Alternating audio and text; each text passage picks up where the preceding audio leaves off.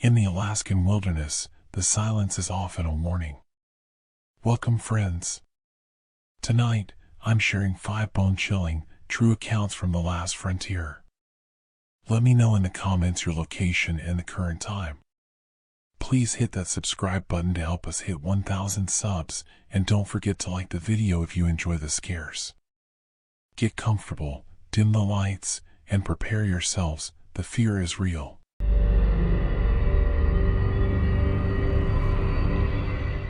I used to think the silence of an Alaskan winter was peaceful.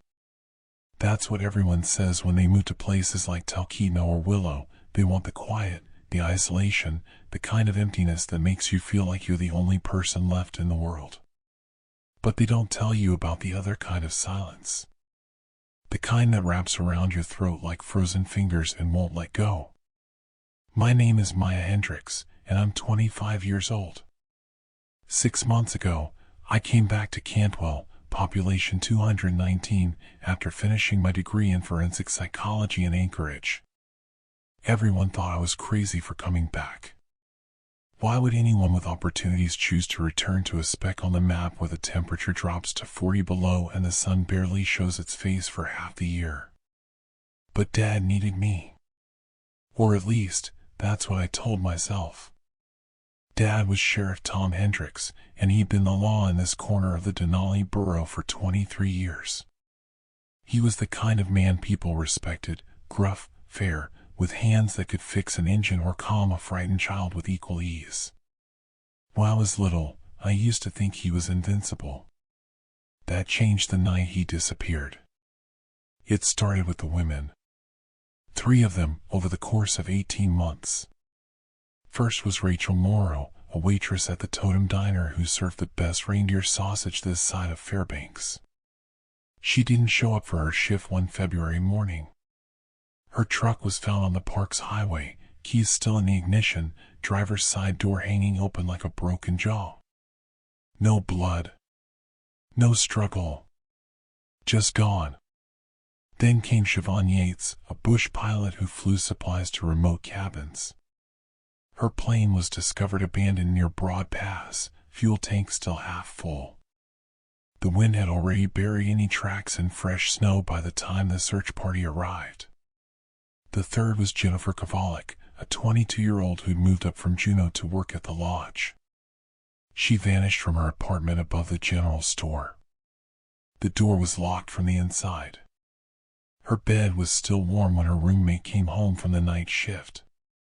Dad told me not to worry. He'd sit at our kitchen table, nursing his coffee, and say the same thing every time I asked, "People disappear in Alaska, Maya. Sometimes they don't want to be found.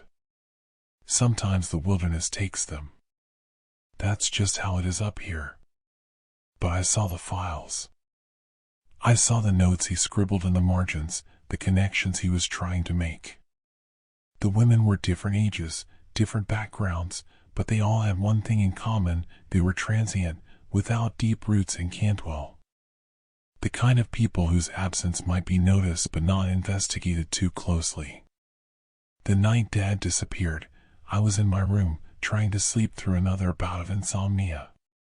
The darkness pressed against my window like something alive, and I could hear the wind howling through the spruce trees, making them creak and groan like old bones. That's when I heard his voice downstairs, talking on the CB radio in his office. I crept to the top of the stairs, my bare feet silent on the worn carpet. Dad's voice was tense, clipped. "I know what you've been doing," he said. "I have proof. It ends tonight. You understand me? It ends or I go to the state troopers in Fairbanks." The voice that came through the radio made my skin crawl. It was calm, almost amused. The kind of voice that belongs to someone who's used to being in control, someone who's never been told no in their entire life. "Tom, Tom, Tom," the voice said, and there was something horribly familiar about it. "You're making this harder than it needs to be. Think about Maya. Think about what happens if you make the wrong choice." I felt ice crystallize in my veins. My hand gripped the banister so hard I heard the wood creak. Dad's response was immediate, furious. "You leave her out of this, you son of a—" The radio cut to static. I heard him grab his coat, the jingle of keys, the slam of the back door. I ran to the window and watched his truck's taillights disappear into the suffocating darkness, swallowed by the spruce forest that surrounded our property like a wall of black needles. That was the last time I saw my father. The next morning, I found his CB radio on the floor of his office, the microphone cord severed cleanly, as if with a knife. The room smelled wrong, not like Dad's usual coffee and gun oil, but like wet dog and something metallic. Blood, my brain supplied helpfully, though I couldn't see any. I told myself I was exhausted, that my imagination was running wild because I'd been up all night. But when I stepped outside, I heard them. The dogs. We didn't have sled dogs in Cantwell, not anymore. The old mushers had died off or moved to Wasilla, closer to the Iditarod scene. But I could hear them, dozens of them, howling in the distance. The sound came from the direction Dad had driven, deeper into the wilderness toward the abandoned mining trails near Healy. I called the state troopers. They came, eventually, 3 days later. By then, a fresh snowfall had buried any tracks. They interviewed me, took notes, made sympathetic noises. The lead investigator, a square-jawed man named Carlson, told me that adults had the right to disappear if they wanted to. That Dad had been under a lot of stress. That sometimes men just walked away. I wanted to scream. Instead, I started investigating on my own. Dad's files were meticulous. He documented everything about the missing women, their last known locations, their routines, the people they'd interacted with. But there was one name that appeared again and again in the margins, always with a question mark: DW? It took me 2 weeks to figure out who DW was. Douglas Whitmore. State Senator Douglas Whitmore, who owned half the land around Denali National Park, who had a hunting lodge near Healy that catered to wealthy clients from the lower 48. Dad's best friend since high school. My godfather. I told myself it couldn't be him. Uncle Doug had been at every birthday party, every graduation. He'd taught me how to shoot, how to read animal tracks in the snow. He was family. But the more I dug, the more the pieces fell into a nauseating pattern. All 3 women had worked, at some point, at Whitmore's lodge. All 3 had complained to coworkers about unwanted attention from VIP guests. All 3 had disappeared during weeks when the lodge had been closed for private parties.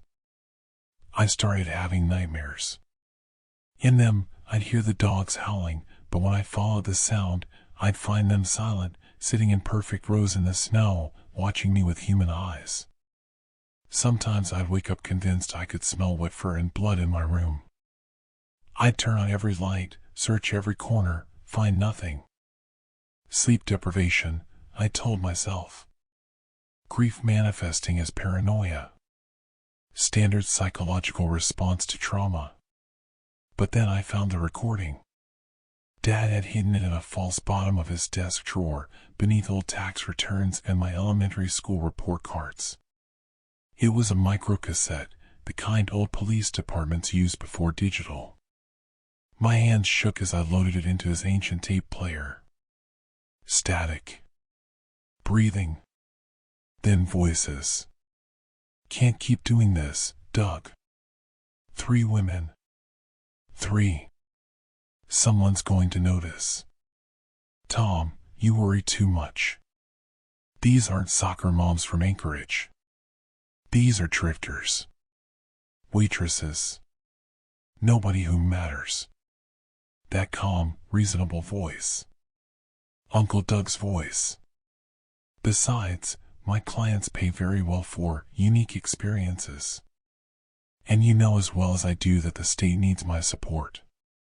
Governor's race is coming up.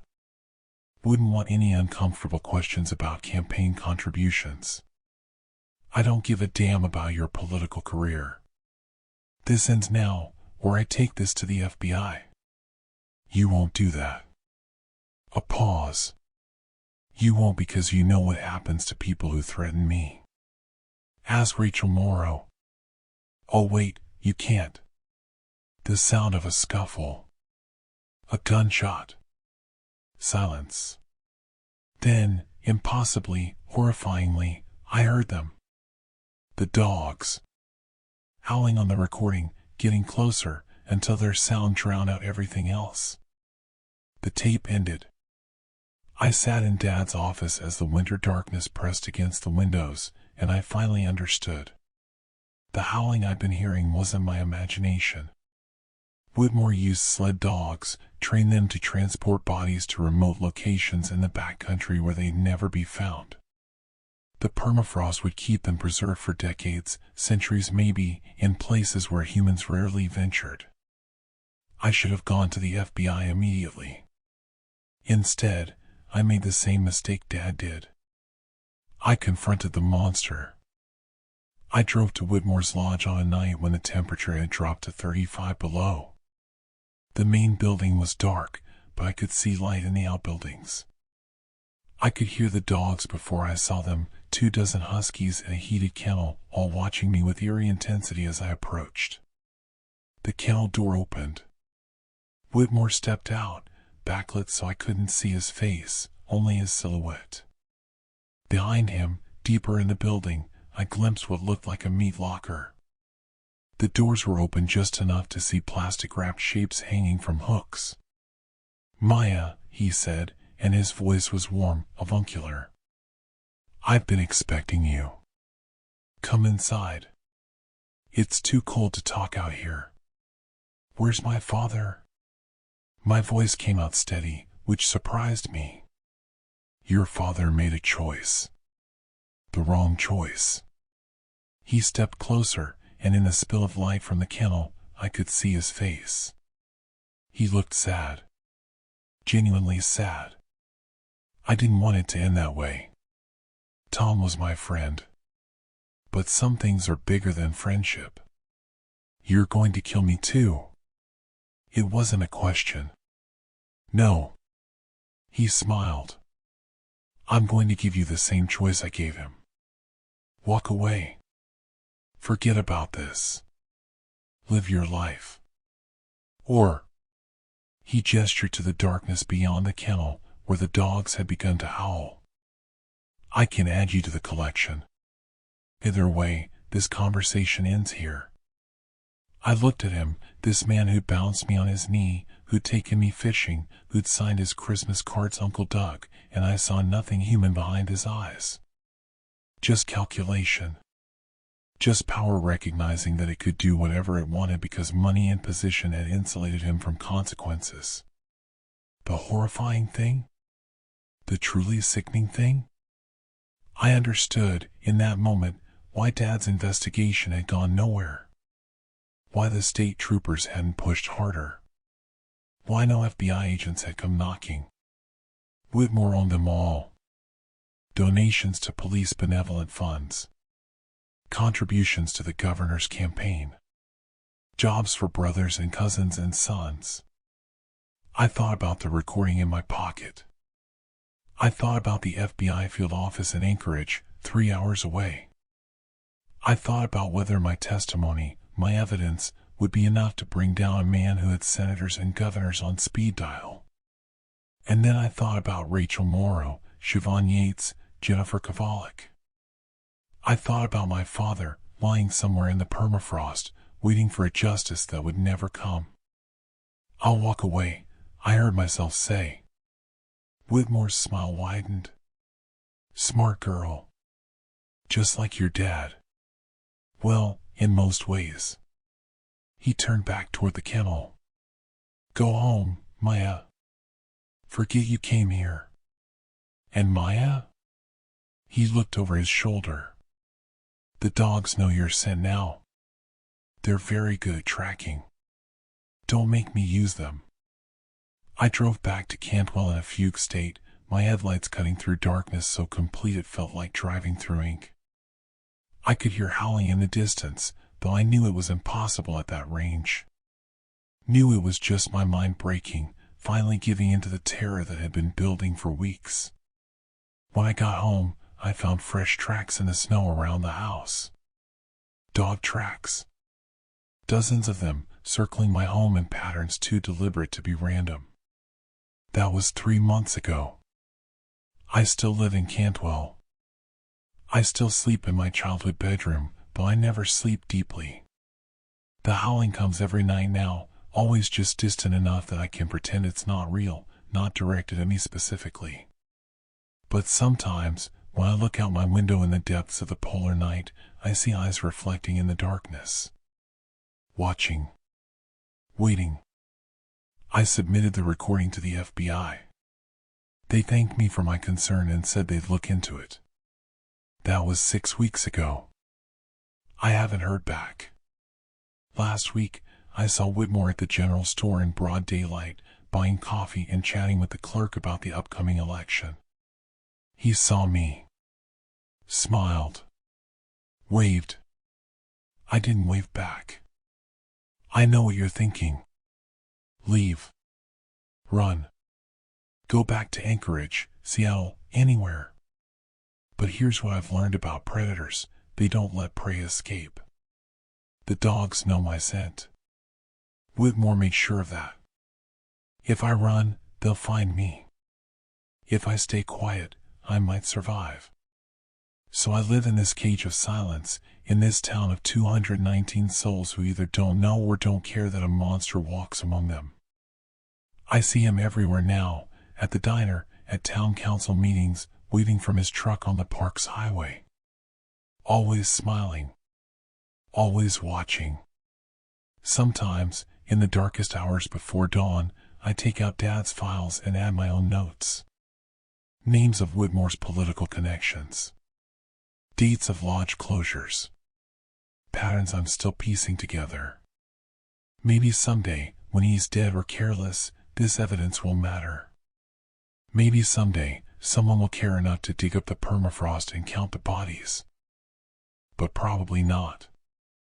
The dogs are howling again. They're closer tonight, close enough that I can hear the crunch of snow under their paws, the panting of their breath. I tell myself it's just my exhaustion, just the paranoia that comes from living in a place where winter darkness lasts for months and silence is a predator all its own. But I know the truth now. I know what my father knew. In Alaska, in these vast empty spaces where the population is sparse and the wilderness is infinite, people disappear all the time. And if those people are poor, transient, inconvenient, if the person making them disappear has enough money and power and friends in the right places, well, sometimes the wilderness really does take them. The howling is right outside my window now. I can see shapes moving in the darkness, low and swift. I should be terrified. Instead, I feel almost relieved. At least when they come for me, the waiting will be over. I'm writing this down in case anyone ever cares enough to look. In case someone finds these words and wonders what happened to Maya Hendricks, daughter of Sheriff Tom Hendricks, who disappeared one winter night from her home in Cantwell. When they find me, if they find me, I'll be just another statistic. Another person who couldn't handle the Alaskan winter. Another casualty of isolation and darkness and the vast and different wilderness. But you'll know the truth. The dogs are scratching at the door now. I can hear Whitmore's voice outside, calling to them in that calm, reasonable tone. Telling them to wait. To be patient.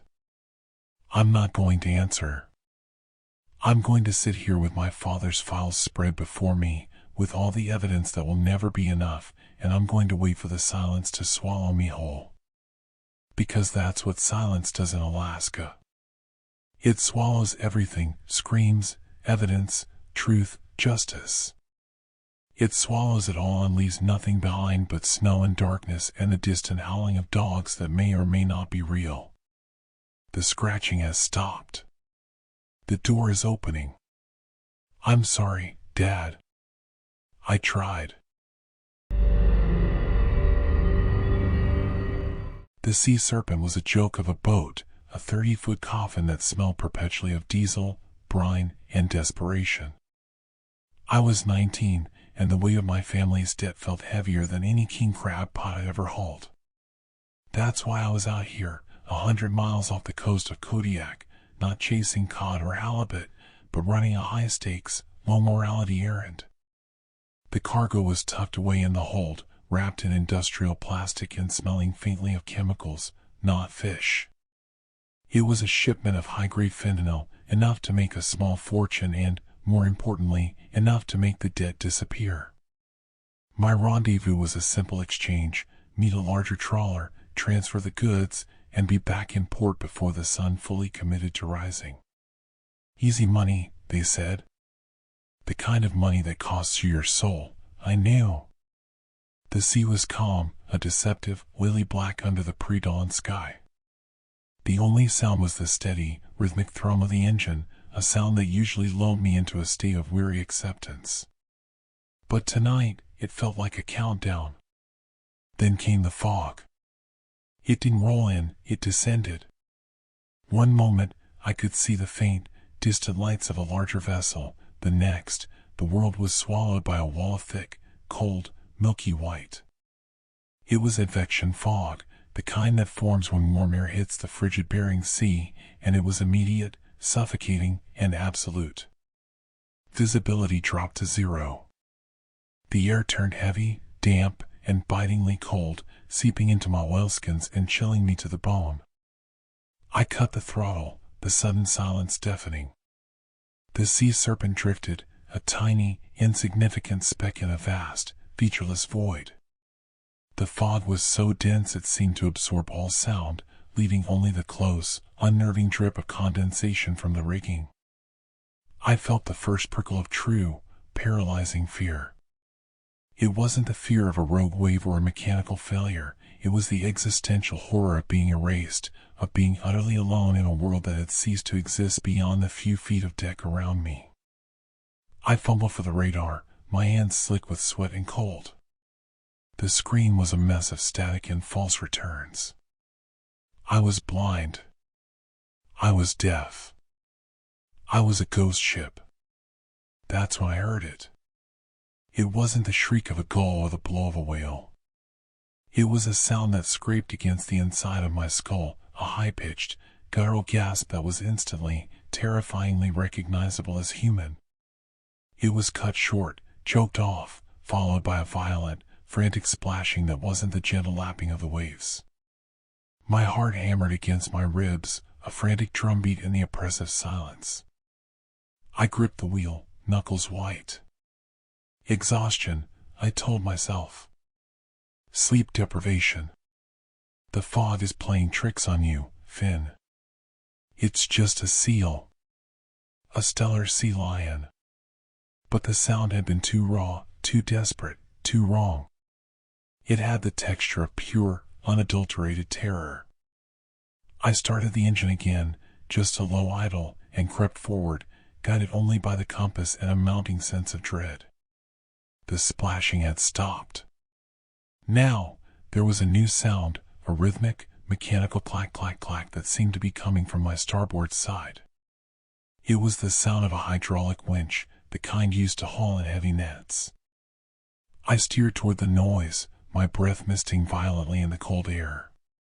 The fog was a living thing, swirling and coiling around the bow.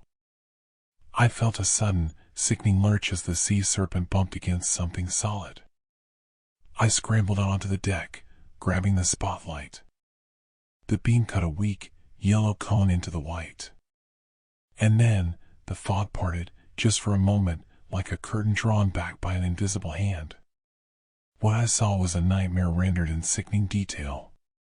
It was the Wanderer, a mid-sized trawler owned by Captain Elias Thorne, a man known for his brutal temper and his even more brutal efficiency. The boat was listing slightly, its engine running at a low, steady hum, the wheel lashed tight. It was a ghost ship, but not in the romantic sense. And then I saw the net. The massive, industrial-grade net was not being hauled in, it was taut, stretched out from the stern, dragging something heavy through the water. And caught in the mesh, just below the surface, was a body. It was Elias Thorne. He was not floating. He was being dragged. His head was tilted back, his eyes wide and staring, his mouth a black, silent a final, agonizing surprise. The water had already begun its work, bloating his face and turning his skin a mottled, sickly blue-white. But what made my stomach churn, what made me gag on the cold air, was the sight of his left hand. It was severed, caught in the mesh, and the raw, crimson stump was being systematically picked at by a raven, a massive, black Alaskan raven that had somehow landed on the water and was now perched precariously on the corpse, gorging itself. The sight was so visceral, so utterly wrong, that my mind snapped. This is not real. This is a hallucination.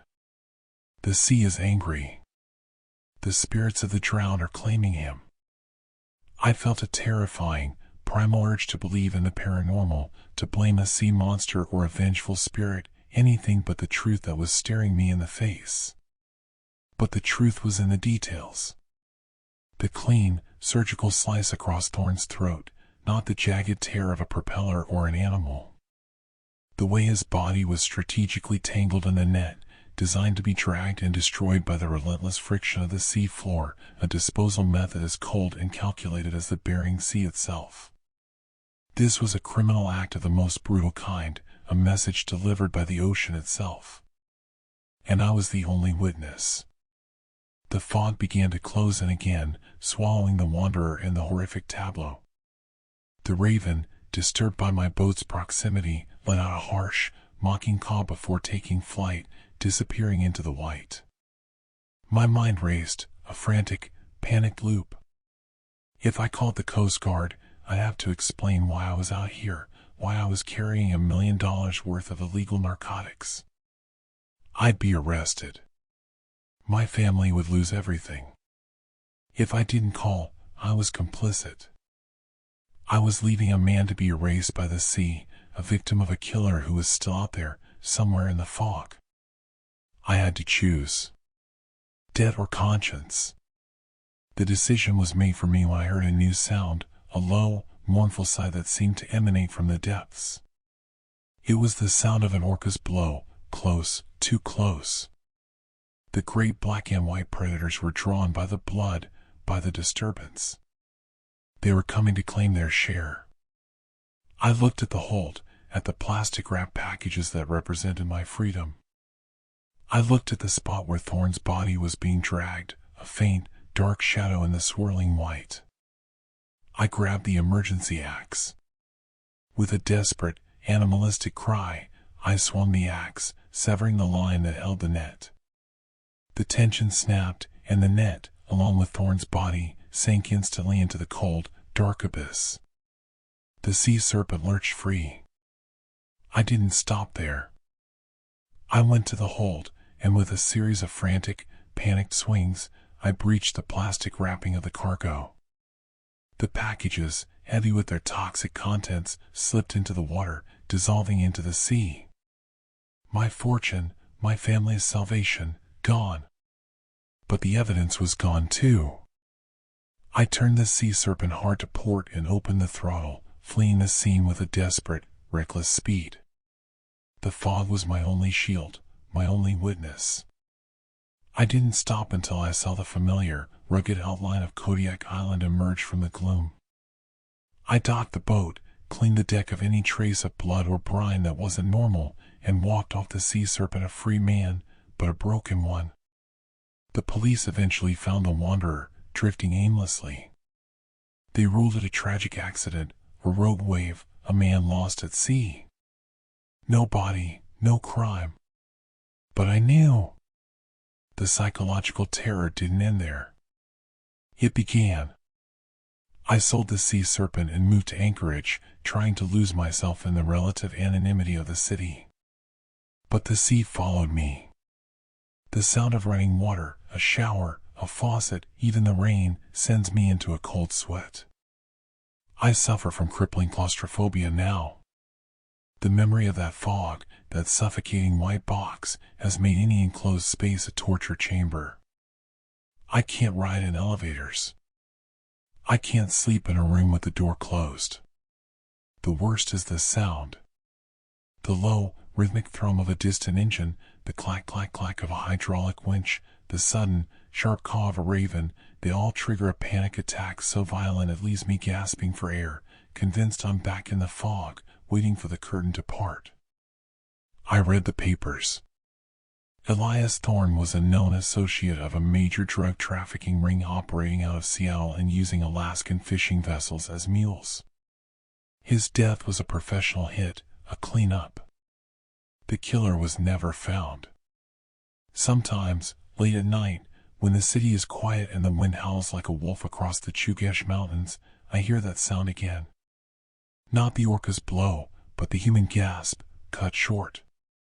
And I realize the most terrifying part of the whole horror is this: the Alaskan wilderness, the vast, cold, indifferent ocean, is the perfect accomplice. It doesn't judge. It doesn't talk. It simply takes the evidence, preserves it in its icy depths, and waits for the next soul to break under the weight of its secrets. I am a survivor, but I am not free. I am trapped in a perpetual state of anxiety and paranoia, forever looking over my shoulder, forever listening for the sound of a boat that isn't there, forever haunted by the knowledge that I left a man to be erased, and that the only thing separating me from him is the thickness of a fog and the cold, hard choice I made to save myself. The sea is silent, but I am not. I am a living echo of the crime, and the silence of the ocean is the sound of my own guilt. I know the killer is still out there. But I also know that the killer is the least of my worries. The real killer is the man I see in the mirror, the one who chose the silence of the sea over the truth, and who now lives in a perpetual, suffocating fog of his own making. The horror is that I know, deep down, that the sea didn't just take Thorne's body, it took my sanity, and it's never giving it back. The Acheron was not a platform, it was a cage suspended over the abyss. We were 300 miles from Dutch Harbor, a speck of steel and flickering light against the endless, churning gray of the Bering Sea. My name is Marcus, and for 15 years, I've been an offshore engineer, trading the comforts of a life in Anchorage for the brutal, 12-hour shifts and the obscene paychecks that came with them. But nothing, not the gale force winds, not the constant, bone-jarring vibration of the drill, not the smell of crude oil and ozone, prepared me for the silence that began to creep in. It started subtly, a low, rhythmic thrum that wasn't the engine. The Acheron was a symphony of noise, the scream of the hydraulic pumps, the clang of the drill pipe, the ceaseless roar of the wind, all of it a constant, deafening blanket. But this new sound was different. It came from below, from the abyssal darkness where the hull met the water, a deep, resonant thump-thump-thump that seemed to vibrate in the very marrow of my bones. At first, I dismissed it. Thermal expansion, I told the crew chief, a grizzled man named Dale who hadn't seen land in 4 months. The hull settling. Dale just squinted at the horizon, where the sun was a pale, sickly smear that barely managed to breach the perpetual twilight of the Arctic winter. Sounds like a heartbeat, Marcus, he muttered, pulling his collar tighter. A big, ugly one. The sound became our obsession. It was always there, a macabre metronome counting down to something unknown. It wasn't mechanical, it was organic. It would pause, then resume with a wet, guttural slap against the steel. The crew, already frayed by the isolation and the relentless 12-hour grind, began to unravel. Sleep became a luxury few could afford. We gather in the mess hall, our faces pale under the fluorescent lights, sharing theories. Was it a pod of orcas, playing a terrifying game of percussion? Was it a massive walrus, using the hull as a scratching post? The sounds of the sea are already eerie, the high-pitched whistles of the seals, the descending trills of the bearded seals that sound like a ghostly siren, but this was something else. This was intelligent. Then came the voices. I was on the catwalk, checking the pressure gauges, when I heard it, a high-pitched, agonizing shriek that cut through the machinery noise like a scalpel. It was instantly followed by a deep, resonant groan, a sound so full of pain and despair that it felt like a physical blow. I froze, my heart hammering against my ribs. Did you hear that? I yelled over the wind, turning to look at my coworker, a young, nervous engineer named Kevin. Kevin's eyes were wide, bloodshot from lack of sleep. Hear what, Marcus? The wind? No, the scream. It sounded like someone was being torn apart. Kevin shook his head, a slow, deliberate movement that was more terrifying than any panic. You're tired, man. We all are. Rig madness. It's the isolation getting to you. I wanted to believe him. I desperately wanted to believe I was just exhausted, that the constant, high-decibel environment was causing auditory hallucinations. I'd read the reports about the psychological toll of offshore life, the anxiety, the depression, the occasional, terrifying break with reality. I told myself it was the cabin fever, the sheer, harrowing weight of being trapped on a steel island with the same 10 faces for months on end. But the sounds persisted. They grew more complex, more visceral. The thump-thump-thump was now accompanied by a series of sharp, deliberate clacks, like a tool being struck against metal, followed by a wet, sucking sound. And the voices, they were no longer shrieks. They were whispers, distorted and low, seeming to speak in a language that was almost human, but not quite. It was during the third week of the sounds that Dale disappeared. He was gone without a trace. His bunk was empty, his safety harness hung neatly on the hook. The official report, radioed in from Nome, would later state he was swept overboard by a rogue wave. But we all knew the sea had been relatively calm that night. The crew was reduced to 9. The tension was a palpable, suffocating thing. We started locking our cabin doors, something unheard of on a rig. We looked at each other with suspicion, our eyes darting to the access hatches, the dark corners of the engine room. The sounds intensified. They were now directly under the mess hull, a constant, low-frequency moan that made the floor vibrate. It was Kevin who cracked first. He was a good kid, but he hadn't been sleeping. One morning, I found him in the galley, staring out the porthole at the gray water, his face a mask of utter horror. "They're calling us, Marcus," he whispered, his voice thin and reedy. "The deep ones. They want a sacrifice." "It's the walruses, Kevin," I said, trying to sound calm, trying to cling to the rational. "The males roar, they bark. It's just the acoustics of the hull amplifying it." "No," he said, turning to me, his eyes burning with a terrifying conviction. "It's not the animals. It's him. He's down there, and he's talking to them. He's feeding them." "Who, Kevin? Who is him?" "The one who understands the sounds," he hissed, pointing a trembling finger at Dr. Elias Vance, the rig's geologist. Elias was a quiet, intense man, always sketching in his notebook, always listening. He was the one who had initially theorized about the acoustic properties of the hull, the one who seemed least bothered by the constant noise.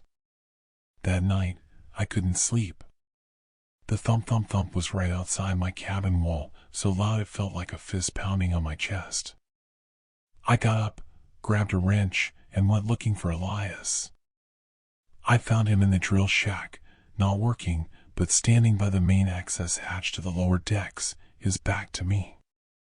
The hatch was usually bolted shut, a safety measure against flooding. But tonight, the bolts were drawn. The sound from below was deafening now, a cacophony of guttural roars, high-pitched whistles, and that sickening, wet slap. It was a chorus of the damned. "Elias?" I called out, my voice barely a squeak over the noise.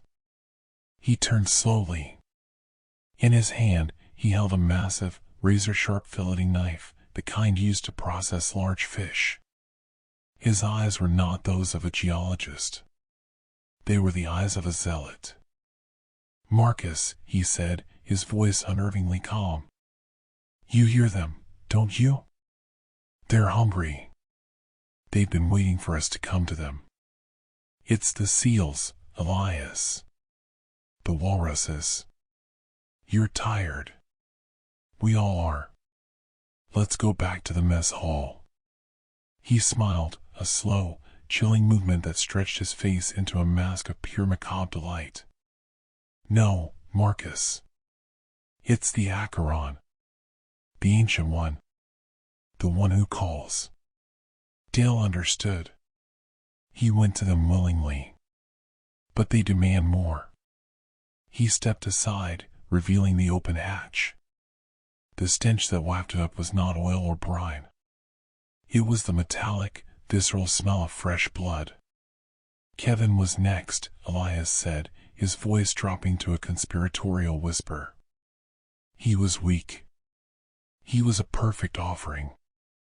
I looked down the narrow, dark stairwell. The light from the shack barely penetrated the gloom. But I saw enough. A trail of blood, thick and black, leading down. And then, I saw the source of the clacking sound. It wasn't a tool. It was Kevin's jawbone, separated from his skull, being tossed back and forth by a massive, gray shape that was partially submerged in the bilge water at the bottom of the stairwell.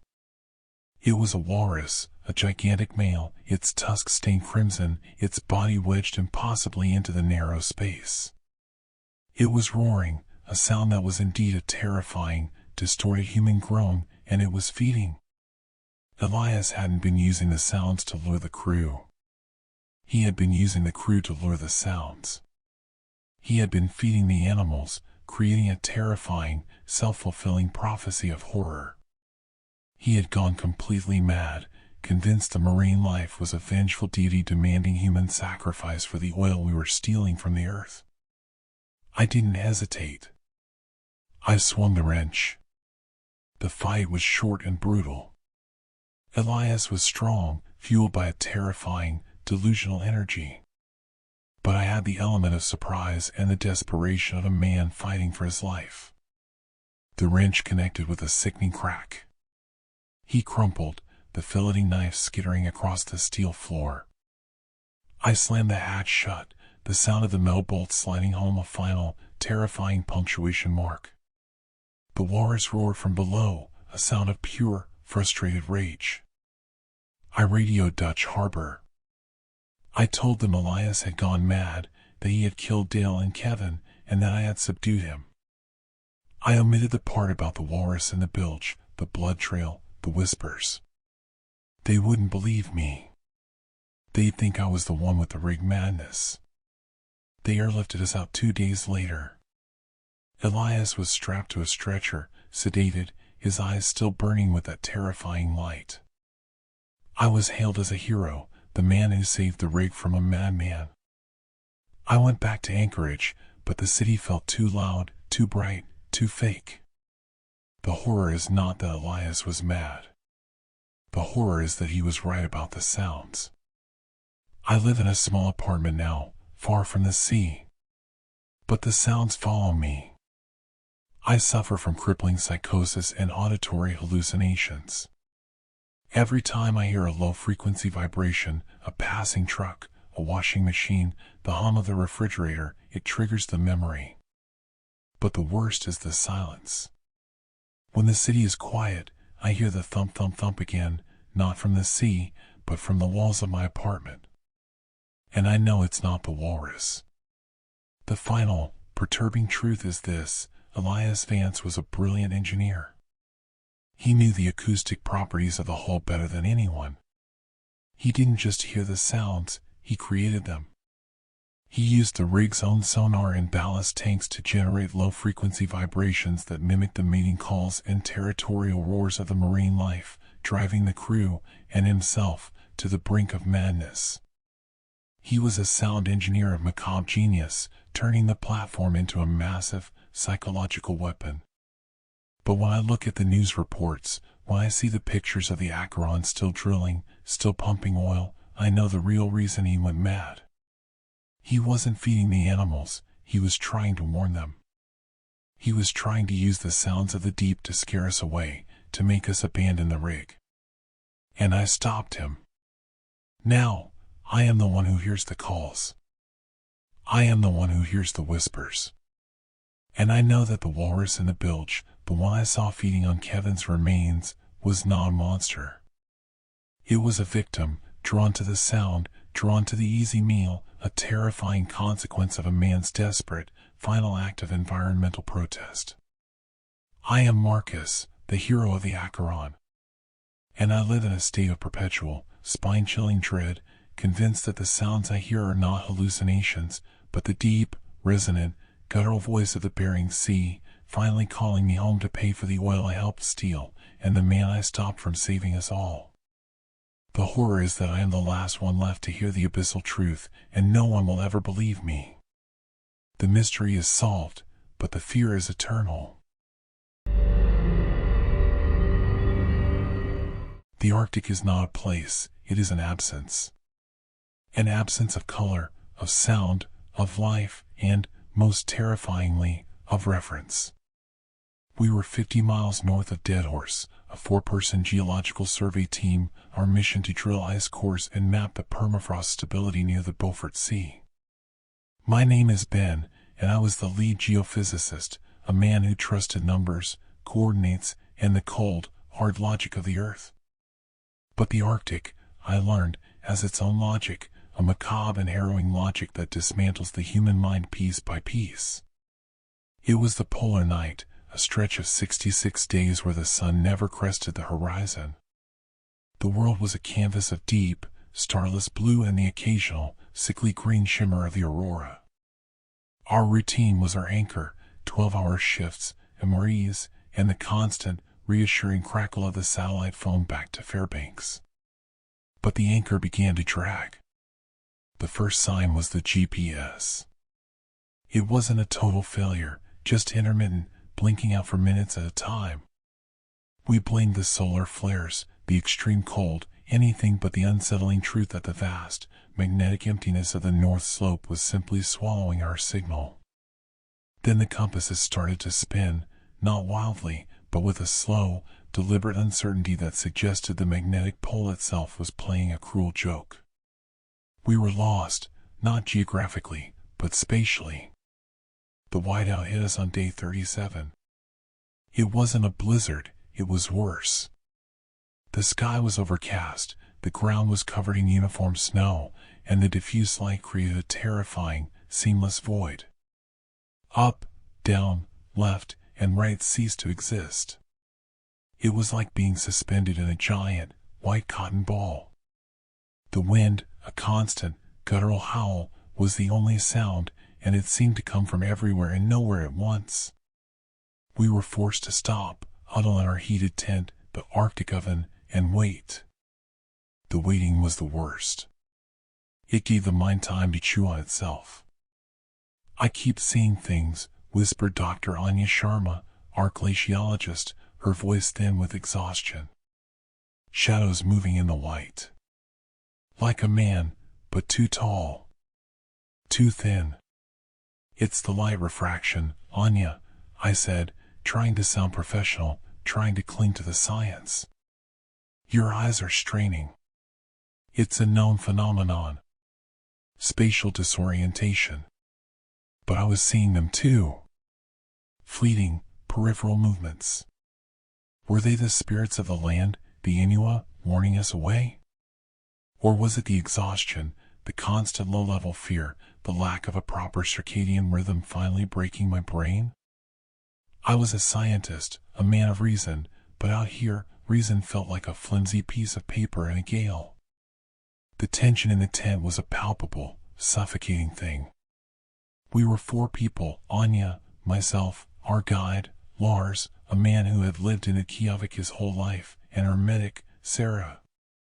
We started arguing over trivial things, the temperature of the tent, the last piece of chocolate, whose turn it was to check the perimeter. The isolation was turning us against each other. Then, Lars disappeared. He had gone out to check the fuel lines on the snowmobiles. 10 minutes later, he hadn't returned. We waited an hour, our hearts pounding a frantic, primal rhythm against the silence.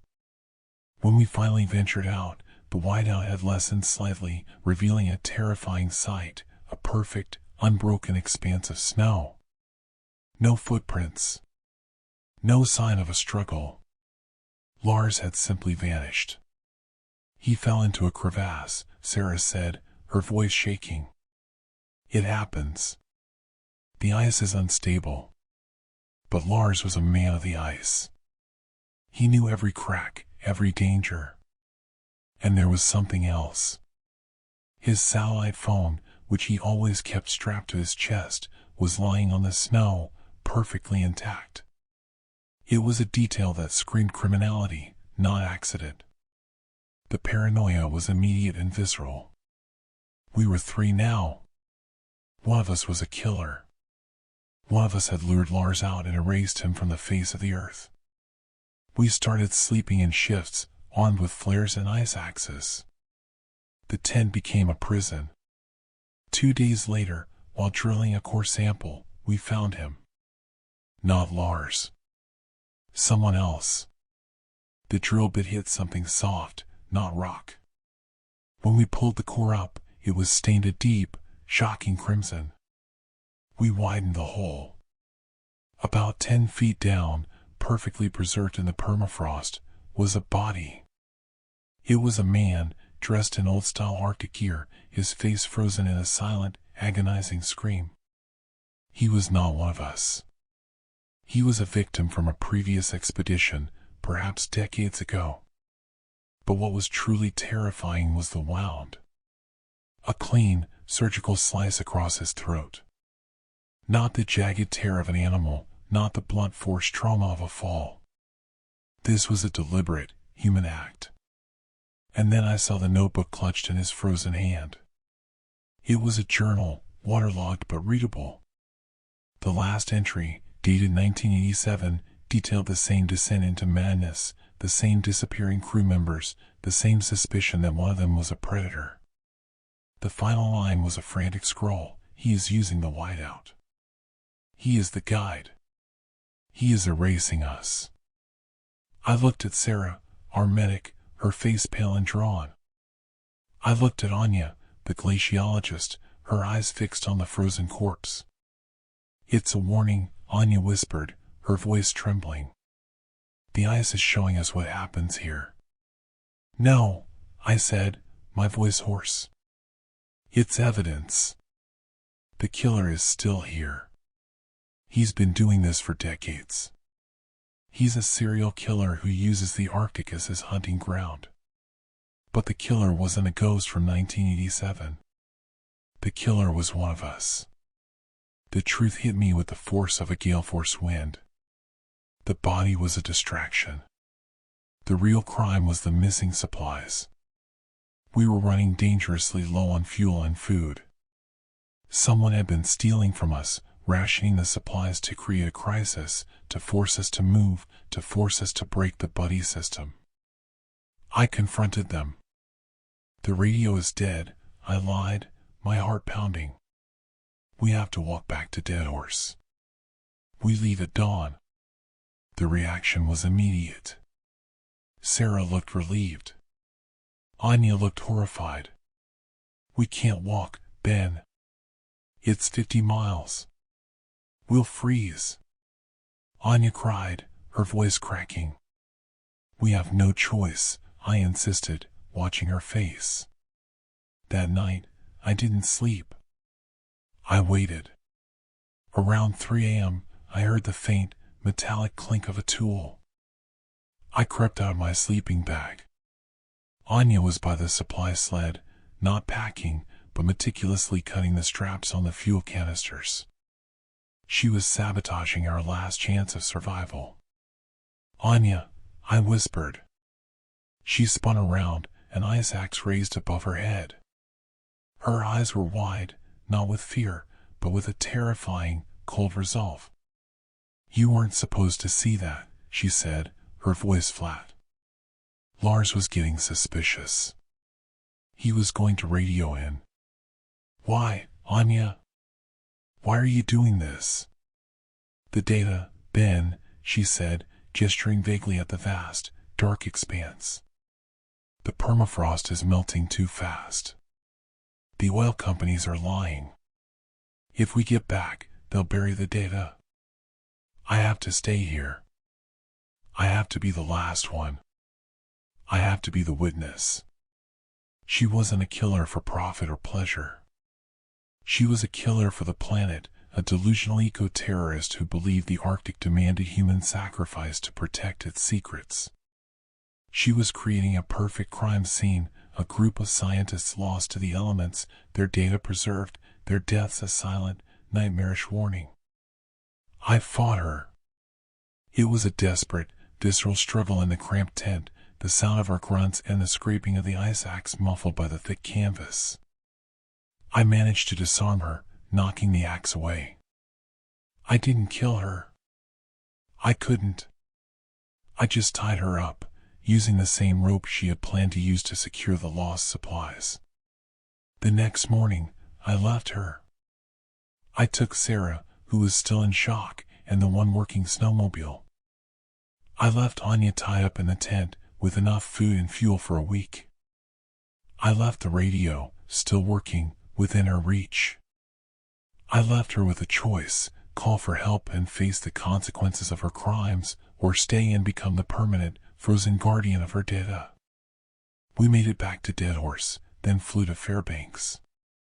I told the authorities the truth. Anya had gone mad, killed Lars, and tried to sabotage our escape. They found her a week later, alive, but barely. She was catatonic, her eyes fixed on the ceiling, whispering about the eyes of the ice. I am a survivor. I am a hero. But I am also a liar. The horror is that I know the truth about the body and the ice. The man from 1987 was killed by his own guide, a man who also believed the Arctic demanded sacrifice. And I left Anya to the same fate, not because I was a hero, but because I was terrified of what she represented, the terrifying, cold logic of a place that doesn't care about human life. I live in Seattle now, far from the ice. But I can't escape the disorientation. I suffer from crippling agoraphobia, the fear of open spaces. The sight of a large, empty parking lot, a wide open field, or even a clear sky sends me into a panic attack. I see the whiteout everywhere. I see the shadows moving in the periphery. And sometimes, late at night, I hear the wind. Not the gentle breeze of the Pacific Northwest, but the guttural howl of the Arctic gale. And I know that the ice didn't just take Anya's sanity, it took mine. I am forever lost in a nightmarish whiteout of my own making, a man who survived the criminality of the Arctic, only to be consumed by its psychological terror. The mystery is solved, but the fear is eternal, and the ice is still waiting for its next, perfectly preserved victim. I was never the type to believe in ghosts. 20 years working as a wildlife biologist for the Alaska Department of Fish and Game taught me that every unexplained phenomenon has a rational explanation, usually involving hungry bears, territorial moose, or the brutal indifference of nature herself. But what I discovered in the Tongass National Forest, deep in the rainforest near Ketchikan, shattered that certainty and left me hollowed out, a shell of the man I used to be. It started in late September, when the salmon runs were winding down and the forest took on that peculiar silence that settles over southeast Alaska before winter's grip tightens.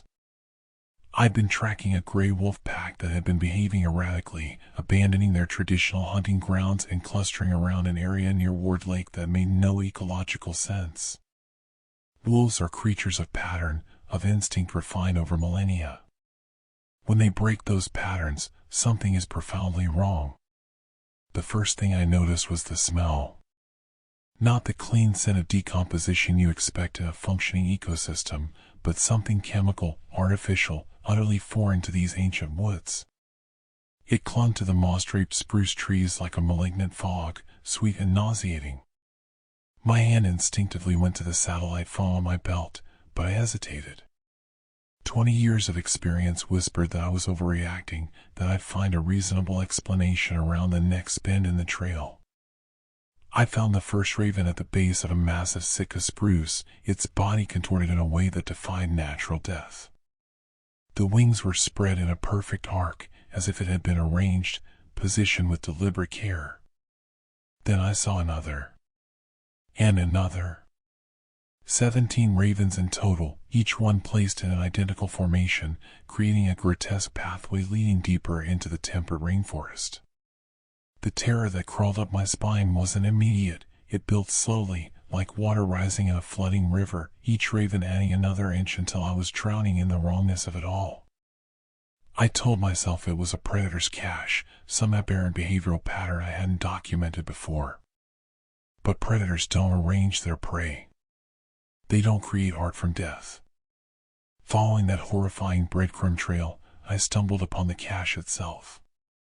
Hidden beneath the overhang of Devil's Club and rotting logs was a collection that made my blood run cold. Dozens of ID badges, driver's licenses, credit cards, all belonging to hikers, tourists, and locals who'd vanished over the past decade in southeast Alaska. The missing persons cases I'd heard about in passing, dismissed as tragic accidents in unforgiving wilderness. Sarah Chin from Juneau. Marcus Williams from Sitka. The Hernandez family from Anchorage, who'd come down for a fishing vacation and simply never went home. My hands trembled as I photographed the evidence, my breath coming in short, panic gasps that fogged in the cooling air. This wasn't bear country behavior. This wasn't nature's cruel randomness. This was methodical.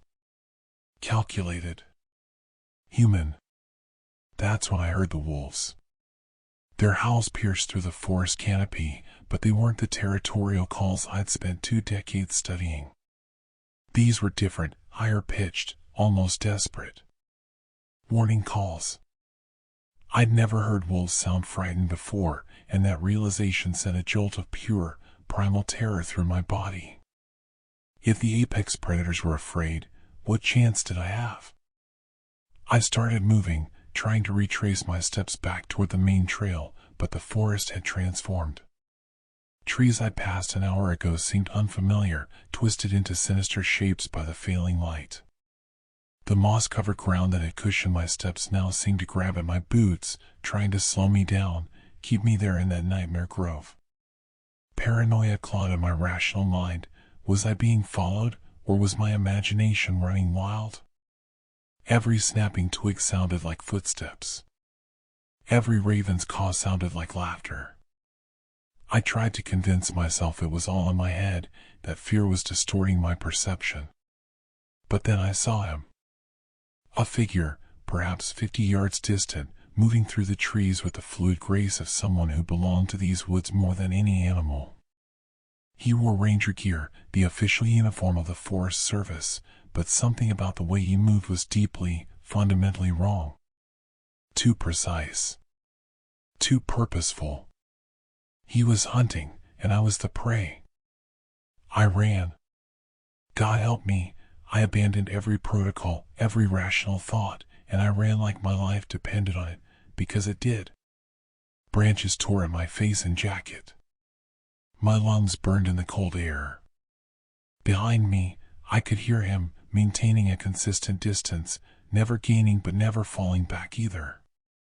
He was playing with me, enjoying the chase, savoring my terror. The wolves appeared from nowhere, 5 gray shadows materializing from the undergrowth. My first thought was that I was finished, that I'd escaped a human predator only to be torn apart by wild animals. But the pack didn't attack. Instead, they formed a barrier between me and my pursuer, snarling and snapping at something I could no longer see. The lead female, a magnificent animal I'd been tracking for months, turned her amber eyes on me for just a moment, and I swear to God I saw intelligence there, understanding, maybe even pity. I didn't stop running until I reached my truck at the Ward Lake trailhead, my hands shaking so badly I could barely get the key in the ignition. I drove straight to the Ketchikan Police Department, my story spilling out in a frantic, disjointed stream of words that made me sound unhinged. The evidence was on my camera, photos of the IDs, the Raven formations, GPS coordinates of the location. The response was worse than disbelief. It was bureaucratic indifference wrapped in a thin veneer of concern. "We'll look into it," they told me. "File a report. Someone will follow up." But no one ever did. I went back to that location 3 days later with a state trooper, a young guy named Davidson who had only been in Alaska for 6 months. The cache was gone. The ravens had been scattered by scavengers. Even the chemical smell had dissipated, leaving only the clean scent of rain and moss. Davidson looked at me with barely concealed skepticism, and I realized with growing horror that I had no proof. Nothing but my word and some photographs that could have been taken anywhere. "Probably just a geocache or something," he said, clearly humoring me. "Happens all the time, people leave weird stuff in the woods." I tried to push it higher, contacted the FBI field office in Anchorage, reached out to journalists in Juneau. But every inquiry hit a wall. The case files for those missing persons had been closed years ago, marked as presumed dead due to wilderness accidents. When I pressed, I started receiving calls, friendly at first, then increasingly pointed, suggesting that I focus on my wildlife research and stop wasting law enforcement resources on conspiracy theories. One night, I received a visit from a man in a suit who claimed to be from the Department of the Interior. He sat in my living room in Ketchikan, sipping coffee, and explained in calm, measured tones that Southeast Alaska's tourism economy depended on people feeling safe in the wilderness. Sensational claims about serial killers operating in our national forests could devastate local communities that rely on summer visitors. "Think about the consequences," he said, his eyes flat and cold. "Think about your career, your reputation. You've done good work here. Would be ashamed to throw it all away chasing shadows." It wasn't a threat. Not exactly. But the message was crystalline clear. I started digging into who owned the land around that cache site, pulling property records and cross-referencing them with state congressional districts. What I found made me physically ill. The area fell within a parcel that had been part of a complex land swap deal involving multiple state representatives, a prominent Juneau real estate developer, and what appeared to be a shell corporation registered in Delaware. The developer had donated heavily to campaigns, sat on tourism boards, had connections that reached all the way to the governor's office. I understood then why the investigation had died before it even began. I understood the phone calls, the subtle pressure, the bureaucratic brick walls. This wasn't incompetence. This was protection. Someone powerful was making sure that particular patch of forest remained undisturbed, that particular questions remained unasked. The nightmares started a week later. I'd wake up gasping, convinced I could smell that chemical sweetness, hear the ravens calling, see those amber wolf eyes watching me from the darkness of my bedroom. My wife left me 3 months after the incident. She said I'd become obsessed, paranoid, that I jumped at every sound and refused to go into the woods anymore, the woods that had been my whole life, my passion, my purpose. I still live in Ketchikan, though I transferred to desk work, analyzing data and filing reports that no one reads. Sometimes I see him, the man from the forest, or at least I think I do. A figure in ranger gear at the grocery store, disappearing around a corner before I can get a clear look. A familiar silhouette on the ferry to Juneau. My therapist says it's PTSD, that my mind is creating patterns where none exist, seeing threats everywhere as a defense mechanism. But I know what I saw. I know what's out there in the Tongass, hidden beneath the canopy of ancient spruce and hemlock, protected by people who value economic stability over human life. The wolves know too. Sometimes, on quiet nights when the wind is right, I can hear them howling across the water from my apartment.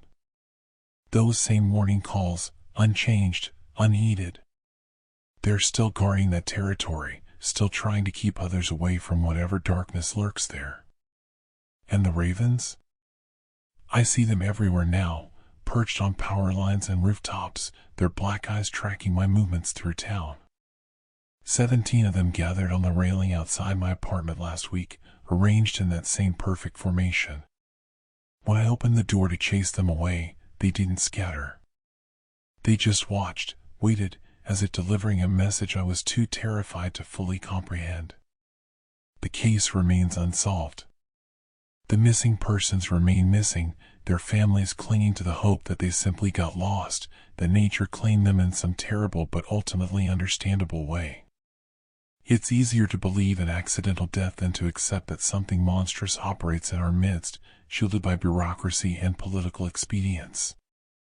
I tried to be the witness they needed, the voice for the voiceless. But in Alaska, there are some silences that money and power conspire to preserve.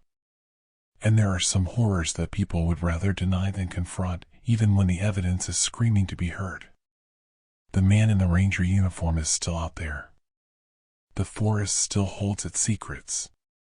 And I remain here in this coastal town, trapped between what I know and what I can prove, watching the ravens gather and wondering who will be next to follow their path into the darkness. Some nights, when insomnia keeps me pacing my apartment, I pull up the photographs on my computer, the only evidence that remains. I stare at those faces on the IDs, memorizing their names, their smiles frozen in happier times before the Tongass swallowed them whole. It's the least I can do, the only memorial they'll ever receive. Because the truth is, nobody's looking for them anymore. Nobody but me and the wolves and the ravens who know what haunts those woods. And when I'm gone, when my fear finally drives me to leave Alaska or drink myself into an early grave, who will remember? Who will warn the next hiker, the next tourist, the next person who ventures too deep into the forest near Ward Lake, following a trail that seems too perfect, too inviting, arranged with terrible purpose by hands that should have been stopped long ago? The question keeps me awake. The silence is the answer.